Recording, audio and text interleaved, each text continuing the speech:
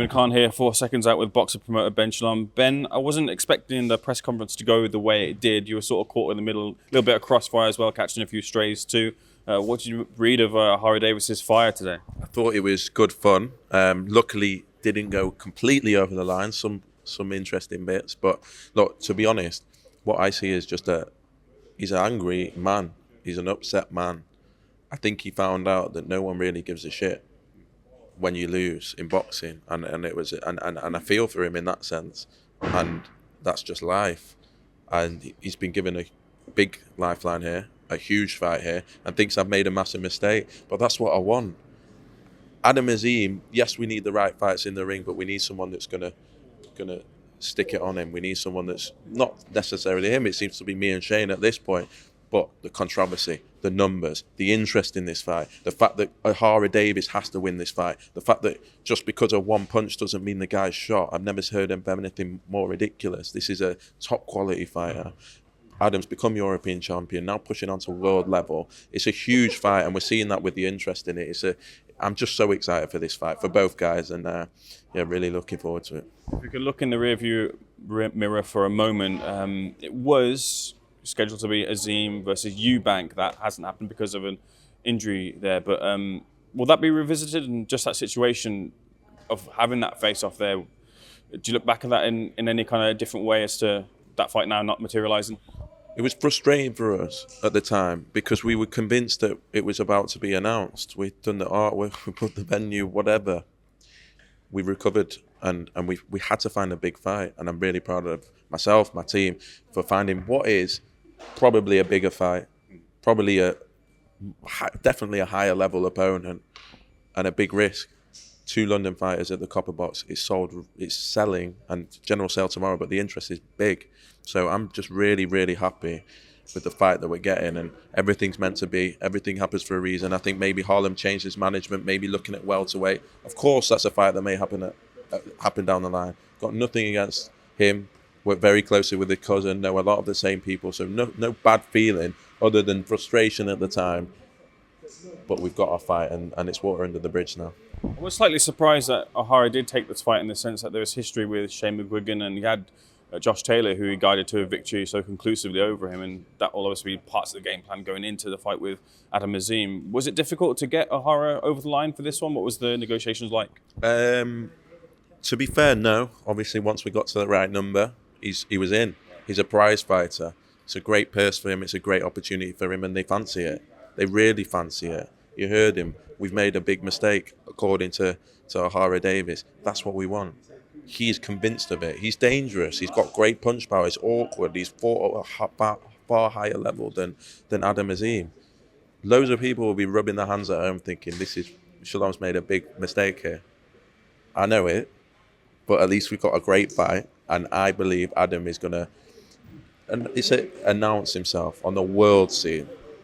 This is the man in the division for me, AZIM. He's growing as a man outside of the ring. You're seeing him, how he talks now. Still 22 years old, still a baby, but a huge fight. What the rest of the undercard? Yeah, we've got a chief support to announce. There'll be surprises on that undercard, believe me. It's a very London show. We've got some huge fights to come on the card. Obviously, already McKinson in the IBO world title against Mbenge, which for anyone in boxing knows how good that fight is and how good Mbenge is. Jamie TKV and his sort of litmus test against Franklin Ignatius. For him, both of them need that fight, need to win that fight, get themselves in the domestic heavyweight scene. And then Fran Hennessy obviously on the card as well. So delighted for her to return. But 2 big announcements on this card. It's going to be a huge night at the Copper Box. I really think this is the mess outside of September 21st. This is the night to come to. This is the big night for British boxing fans. And yeah. Let's open the door to some more of the wider boxing sphere. I'll let you take a sip of your drink. First of all, I want to ask you about Eubank versus Arameta, a fight that's come under a little bit of criticism because of the fight itself, and a fight that fell through in the form of Eubank Jr. versus Canelo. What of this Arameta fight? And is it the next fight something big? Is that a quote-unquote tune-up to something bigger and better down the line? It's not a tune-up. It has to be. I'm intrigued by this fight. Eubank Jr.'s been out a year. He's actually changed promotional companies. He's had a lot going on. He had a great performance last time out. I want to see where he's really at. And I think Zeremeta's going to tell us where he's really at. Only defeats to Golovkin and Munguia. It's an IBO world title. It's a very competitive fight to come back to. Is it a big star name? No. But does Zeremeta... I want to be respectful here, but is we talk about Conor Benn. We talk about other names. Zeremeta, you can't say that he's not a very good fighter. He's just not a superstar name. So this fight, and then we'll have some big news. And I think, as you said, for me, it has to be big fights after this.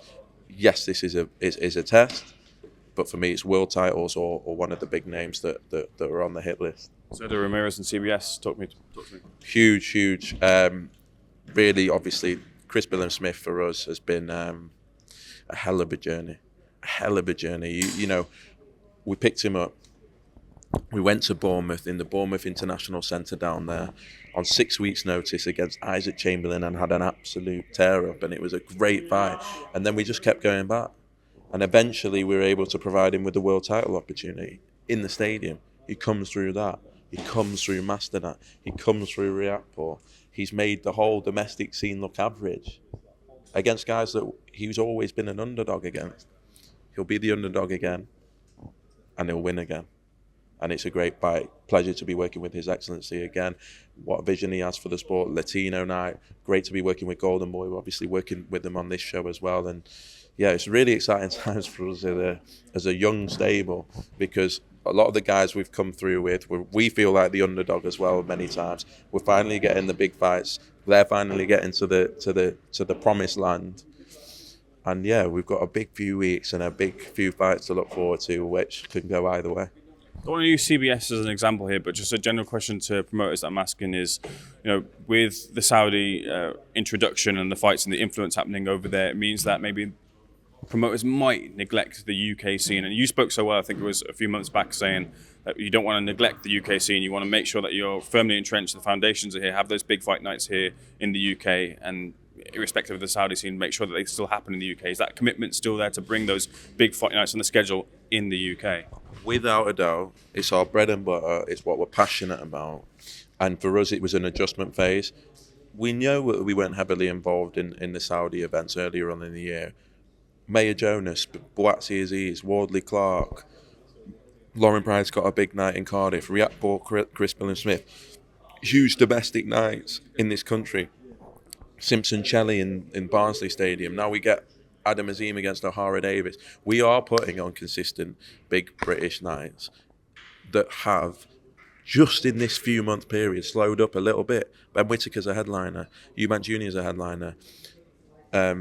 Wardley Clark was a headline. So we're managing it, we're getting used to it, but our passion is the big, of course, the big fights are getting made, and people need to realise that, and people, like boxing fans, have never had it so good, but we're very, very focused on the domestic scene, and you're going to see that, and you're going to see some big nights here, and Azim Davies is the first one in autumn, and then we'll have some big nights to announce. Very lastly, Ben, can I get your prediction on next week's massive main event in the form of AJ versus Dubois? Who do you think walks away with their hands raised? AJ within 5.